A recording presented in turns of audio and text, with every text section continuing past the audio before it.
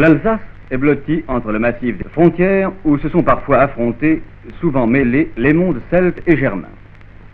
Car les invasions furent nombreuses. Voici 20 siècles, Jules César refoula déjà l'une d'elles au-delà du fleuve, fixant pour la moitié d'un millénaire les frontières gallo-romaines. Après Charlemagne, cependant, les hasards des héritages princiers tinrent l'Alsace écartée de la France, et que de combats encore dans cette province depuis un siècle.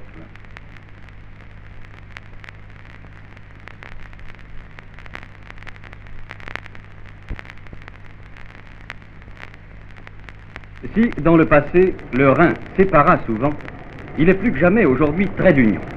Par lui, la navigation de la mer du Nord remonte jusqu'à la Suisse. La géographie, d'ailleurs, a marqué sur le sol la vocation de l'Alsace. Par la trouée de Belfort, les vallées de la Saône et du Rhône, l'Europe germanique et nordique est mise en communication avec la Méditerranée et l'Alsace est ainsi l'un des premiers carrefours de l'Europe.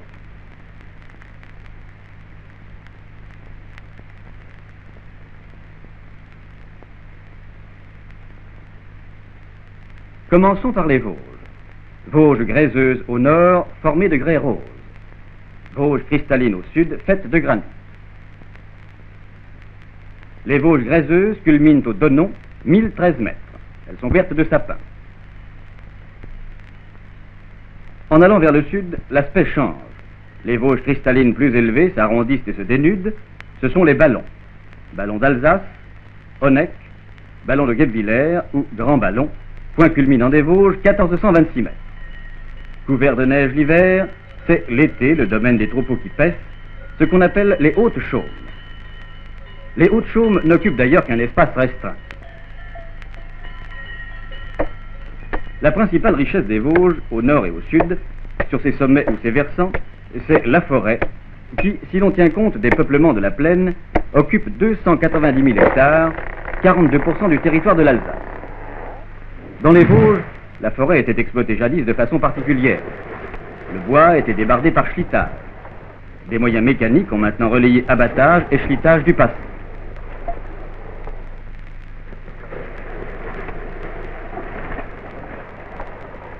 Des Vosges s'étalent sur la plaine des cônes de déjection, caillouteux, impropres aux cultures, où la forêt vosgienne étend des prolongements. C'est au-delà que commence la plaine. Nous y voyons cheminer parallèlement au Rhin une grande rivière, l'Ill.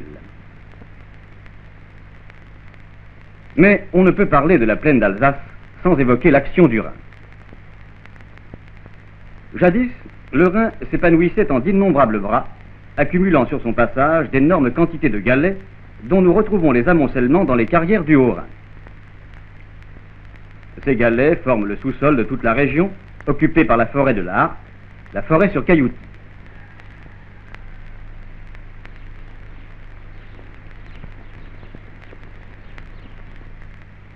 Quand le Rhin promenait ses nombreuses ramifications dans la plaine, il alimentait une nappe d'eau souterraine d'une importance exceptionnelle. Endigué au XIXe siècle, il creusa son lit raccourci. La nappe souterraine s'abaissa dans les mêmes proportions, aggravant l'aridité du Haut-Rhin. Mais le Ride, avec ses prés baignés par les bras de l'Ill, région naguère marécageuse, se trouvait assaini. Aucune bête au champ, cependant. Le fourrage est recueilli et nourrit un cheptel maintenu en permanence en étable. Nulle autre région de France n'élève ses bêtes de cette façon. Des pratiques nouvelles tendent d'ailleurs à se faire jour.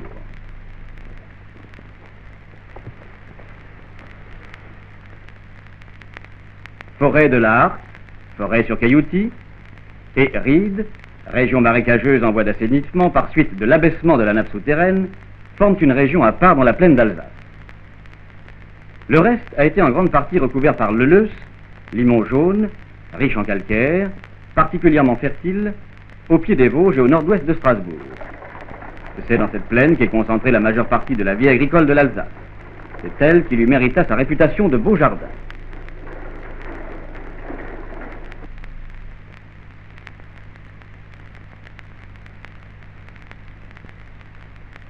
Voici la carte d'une partie de la région située au nord-ouest de Strasbourg.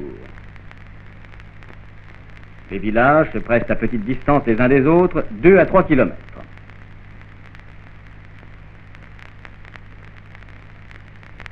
Plus de fumier dans les rues comme dans la Lorraine voisine. Les fermes sont de gais bâtiments qui dressent leurs pignons sur rue. Les murs sont coupés d'auvent. Ils sont crépis de blanc. Les colombages sont apparents. Petites fenêtres toit aigu à tuiles plates. Les cours de ferme sont toujours soignés.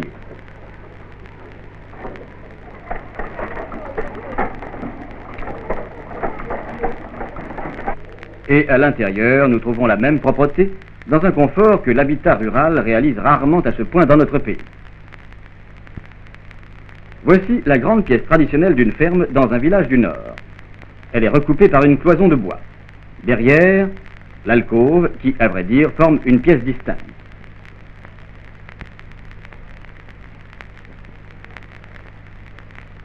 Bien entendu, nous retrouvons les grands poêles de faïence. Équipement individuel prépoussé, four à pain, alambic.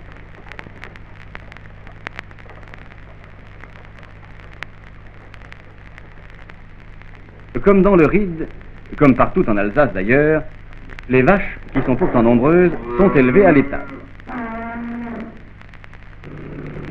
La campagne est formée d'une succession ininterrompue de parcelles infimes, longues et étroites. Plus de 2 millions dans le Bas-Rhin. C'est le domaine d'une polyculture intensive, riche mais coûteuse, grosse consommatrice de travail humain. La machine y trouve difficilement sa place.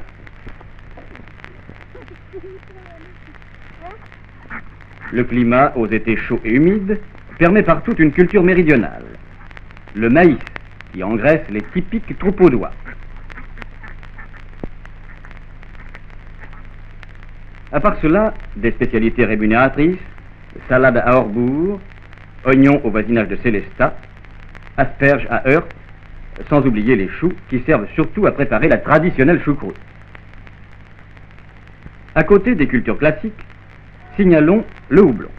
Les cultures alsaciennes de houblon fournissent plus de la moitié de la production française. Les houblonnières sont formées de fils tendus sur d'immenses perches. Le houblon, une plante grimpante, étend ses lianes sur ses fils.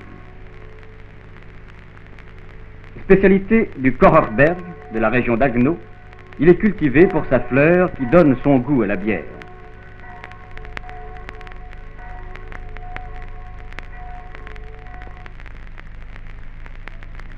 Le tabac occupe 3000 hectares dans le Bas-Rhin. Les feuilles du bas de la tige sont cueillies en été, les autres le seront en automne au moment de l'arrachage des plants.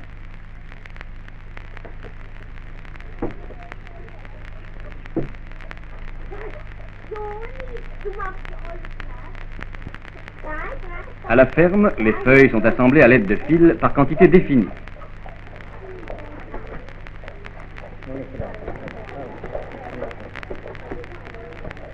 C'est un travail auquel toute la famille participe. Le tabac sera ensuite conservé dans des séchoirs sous contrôle de l'État.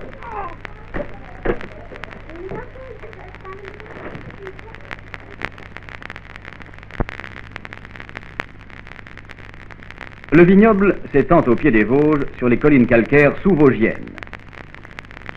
Ces villages, plus rapprochés encore que dans la plaine, exploitent 17 000 hectares de vignes.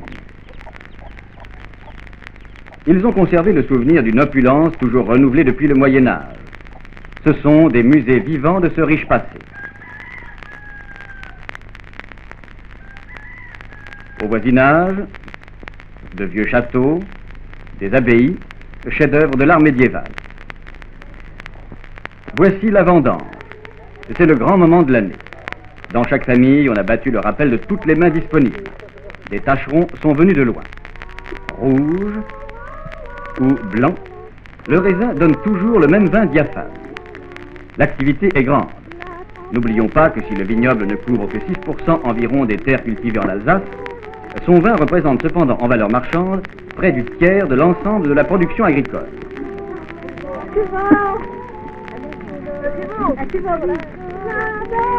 La vendange reste fidèle à ses traditions séculaires.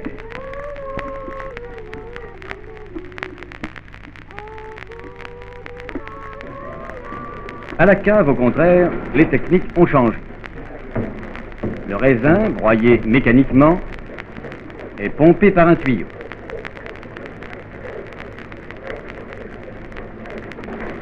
Il est ainsi conduit dans un pressoir mécanique.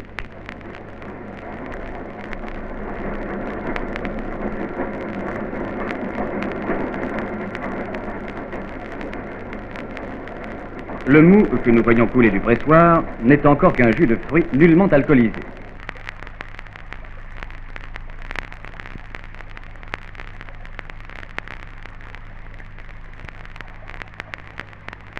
Mais le vigneron sait déjà déceler ce que seront les qualités du vin.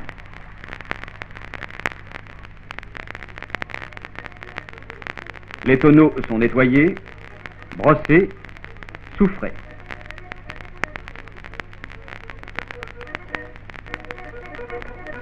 Le vin rentré, ce sont les fêtes de la vendange. Le plus souvent, vendangeurs et vendangeuses se réunissent dans les caves. Colmar est la capitale du vignoble. C'est une grande et belle ville qui est fière d'avoir abrité de grands patriotes comme l'abbé Vetterlé, Anzy et combien d'autres, défenseurs de l'esprit de liberté au temps de l'occupation allemande de 1870 à 1918. En sachant s'adapter aux conditions de l'économie moderne, elle a conservé une grande importance régionale.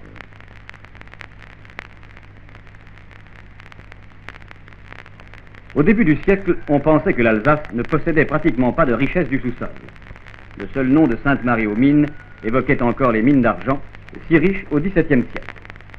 Puis, Pechelbronn exploita les premiers gisements pétrolifères, reconnus en France avant 1939. Largement dépassés aujourd'hui par ceux des Pyrénées et des Landes, ils offrent cependant encore le pittoresque de leurs pompes qui picorent la plaine au nord de l'Alsace.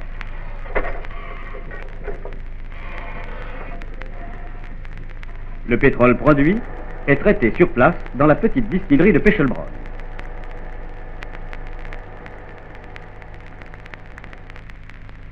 Mais la découverte fortuite de gisements de potasse au nord-ouest de Mulhouse au début du siècle a donné au sous-sol alsacien une importance considérable dans l'économie nationale. Ces gisements, les plus riches du monde après ceux de qualité inférieure de la Saxe, fournissent un engrais d'importance essentielle en même temps qu'une précieuse matière première pour la chimie. Extraction et traitement des potasses constituent de puissantes industries. Les exportations sont importantes. À l'exception de ces gisements de potasse, l'Alsace, nous l'avons dit, a un sous-sol pauvre. Mais, placée sur les grandes routes de l'Europe, elle était prédestinée aux industries de transformation. Voyez cet homme. Il décalque les différentes couleurs d'un dessin.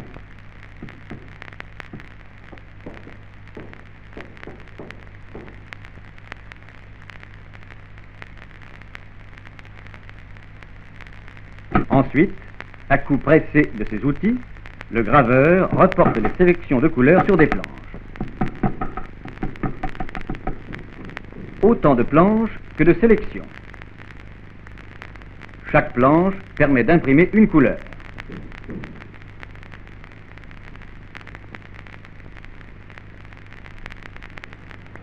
La superposition de toutes reconstitue le dessin initial. Ce fut, voici 2 siècles, le point de départ d'une spécialisation industrielle dont la réputation fit le tour du monde. Les techniques évoluèrent.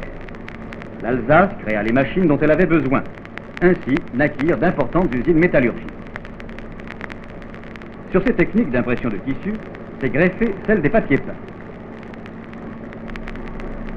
À part le textile et les constructions mécaniques, l'industrie se borne à transformer les ressources locales.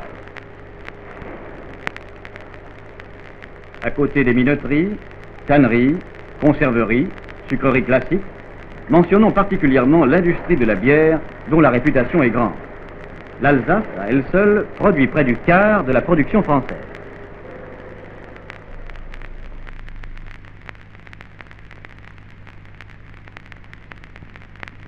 Le Rhin est une voie d'eau d'une telle importance qu'il mérite une mention spéciale.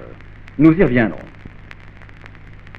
Il est relié au réseau intérieur par le canal de la Marne et celui du Rhône, tous deux de faible largeur. Celui du Rhône au Rhin, s'il était aménagé, pourrait avoir une importance capitale dans l'économie des échanges internationaux. Les voies ferrées qui relient l'Angleterre et Paris à l'Europe centrale contournent les Vosges par le nord ou le sud. Sans parler de la grande ligne nord-sud qui, par Besançon et Lyon, conduit à la Méditerranée. Ces lignes sont complétées par d'autres d'importance secondaire.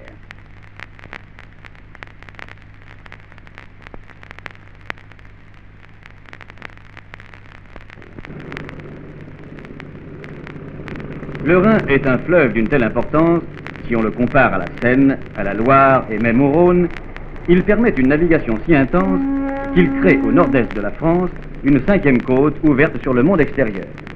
Le port de Strasbourg, après ceux de Marseille, Le Havre, Rouen, Dunkerque, est le 5e port de France. Or, le Rhin, sur les 183 km de son parcours alsacien, descend de la côte 250 à la côte 110.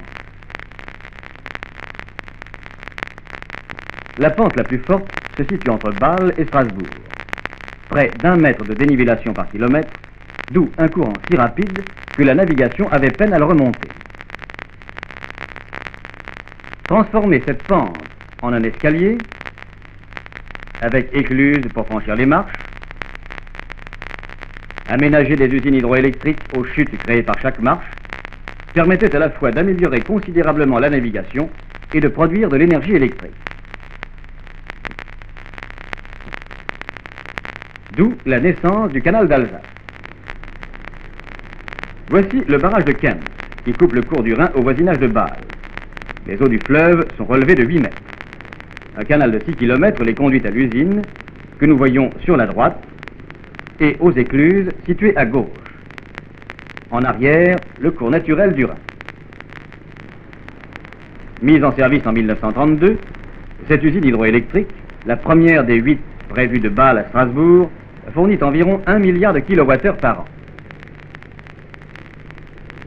Le groupe des 2 écluses peut répondre aux besoins d'un trafic intense. La plus importante est de la taille de celle du canal de Panama. Regardons vers l'aval. À droite, le Rhin séparé du canal par une étroite coupure. À gauche, le canal poursuit son cours sur 15 km. C'est le second bief dit de Ottmarsheim. Au bout, nous retrouvons la même combinaison d'usines et d'écluses.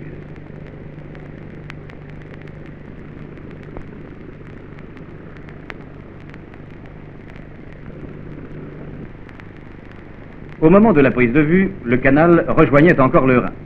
Depuis 1956, il a été allongé de 17 km. Et l'eau coule et les bateaux passent dans la tranchée, qui était hier encore un immense chantier. Le travail continue d'ailleurs comme s'il ne devait jamais s'achever, mettant en œuvre le matériel le plus puissant.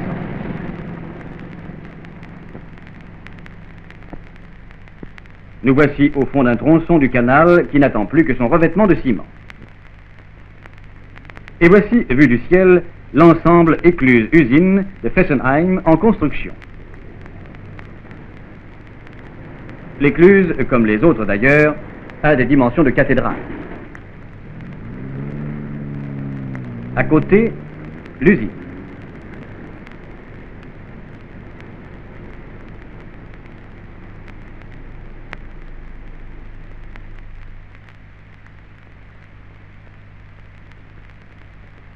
Sans revenir à Colmar, préfecture du Haut-Rhin, capitale du vignoble dont nous avons déjà parlé, la vie urbaine est répartie en 2 grands centres, Mulhouse et Strasbourg.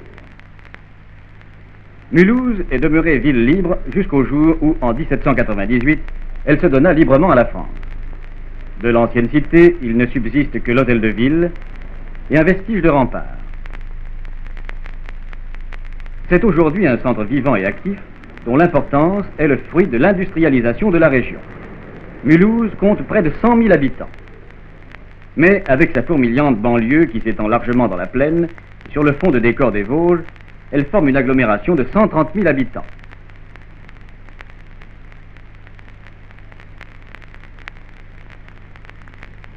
Le centre de la province reste Strasbourg.